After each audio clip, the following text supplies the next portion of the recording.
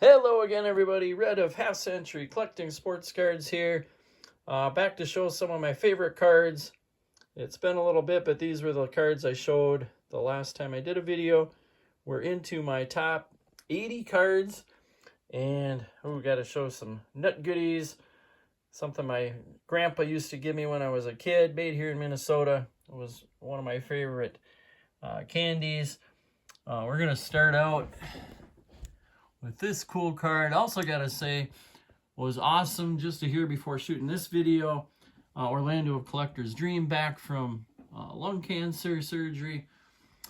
Sweet to hear his voice, and I don't have any good excuse like that for not shooting for a while, but just busy with work and son gonna graduate soon, and mostly baseball, helping as a coach, and our team is doing some pretty cool things on and off the field, which it's been great to be a part of.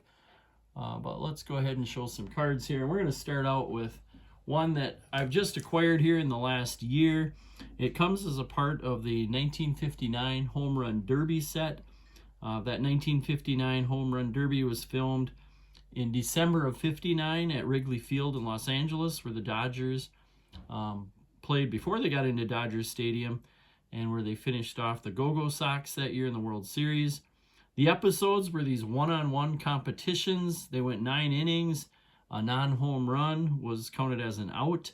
And the hitter who fared the best in all of those was Henry Aaron. He won 6 of the 7 contests that he had, and he came home with $13,500, getting $2,000 per win, and then there are other ways of getting bonus money. For that whole '59 season, Hank Aaron made just $35,000, so he made more than a third of his salary just in that home run derby.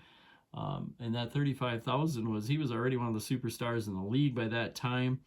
The home run derby episodes on TV actually came out in January of 1960 through July of 1960, so it was over a little span of time. They were sponsored by the American Motors Company at the AMC dealerships.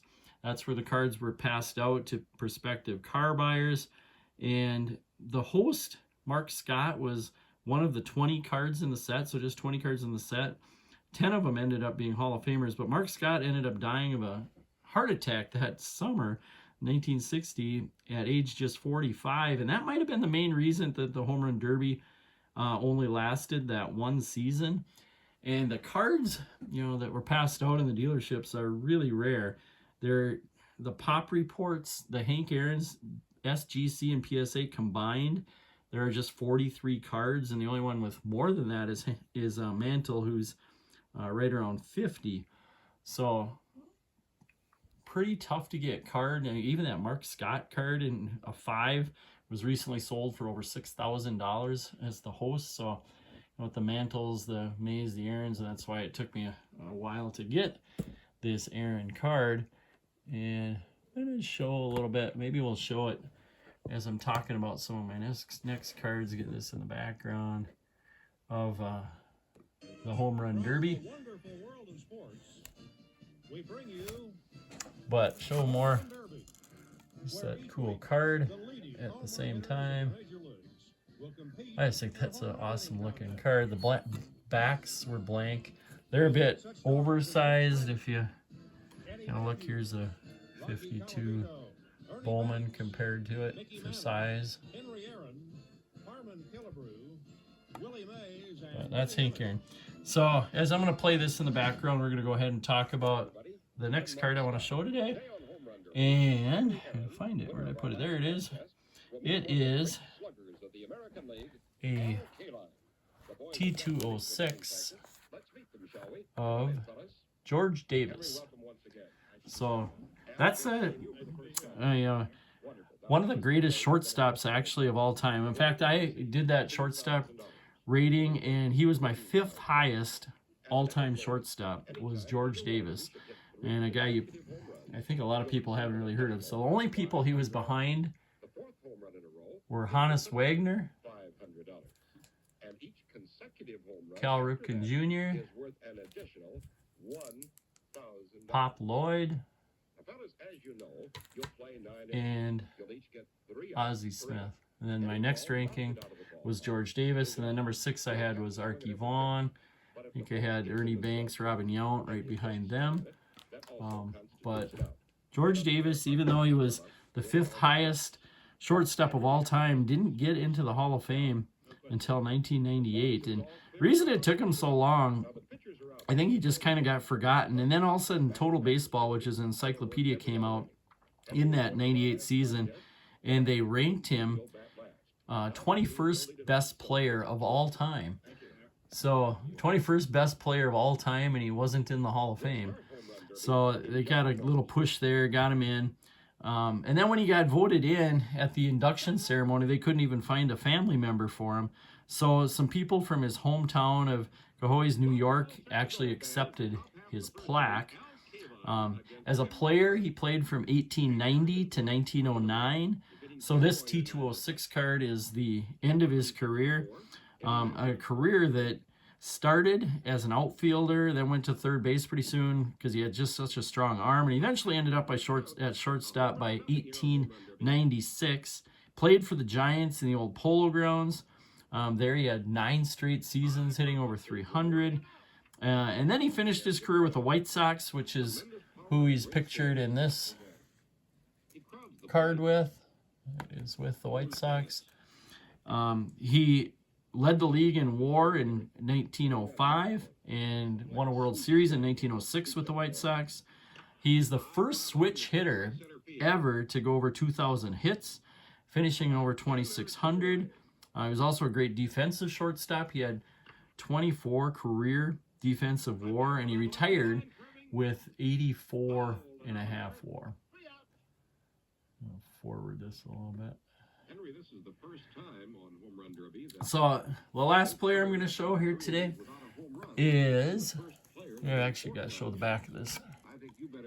So it's a Piedmont back, a little off center, but gorgeous front. The front's got decent centering and really good color and registration. I just think that's a really cool looking card of one of the best shortstops of all time. All right, last one, we're going to go with another shortstop. And this is a card that I've just always thought looked really, really cool. And it's from the 1933 Gaudy. And there's a few of these cards, really Grimes one of them too, that's got these dark blue backgrounds in the Gaudis. And when you throw that along with the red on the bottom, and then Cronin's Washington Senators, a little red with the hat, a little red in the uni, I just think just makes that card look so cool. And that 33 season was pretty special for Cronin as well. Now, Cronin started with the Pirates, who he ended up getting cut by. Then the Senators picked him up in 1928. And by 1930, he was the AL MVP. And then by this 1933 season, he was named manager of the team. So he's born in October 06. So he was 26 years old, and he was the manager of the Senators, who went to the World Series. They didn't win the World Series, but went to the World Series. Great shortstop as well. And then in that 33 season, he also married Clark Griffith's niece, the owner of the team. And on his honeymoon, he's back in his home of San Francisco, and he gets a call from Griffith, and they tell him, well, sorry, but we're selling you to the Boston Red Sox. The Senators were a little money strapped, I think, at the time. And so he ended up getting sent on his honeymoon to the Red Sox, which is where he played and managed the rest of his career till 1945. He ended up managing till 47, which means he was the manager of Ted Williams' only World Series appearance, 1946.